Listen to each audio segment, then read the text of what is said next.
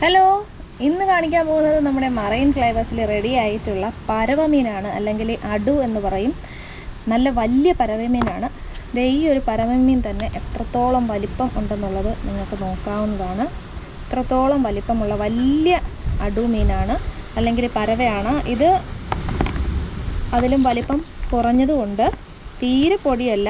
നമ്മളിതെല്ലാം split ചെയ്ത് നല്ല ഭംഗിയായിട്ട് വെയിലത്ത് ഉണക്കിയെടുത്തിട്ടുള്ളതാണ്. മൊത്തം ഒരു 7 കിലോയോളം റെഡി ആയിട്ടുണ്ട്. അതിലൊരു 6-6.5 കിലോയോളം ഞാൻ കൊടുത്തിട്ടുണ്ട്. ഇനി കുറച്ചുകൂടെ നമുക്ക് ഉണക്കിയെടുക്കാനായിട്ടുണ്ട്.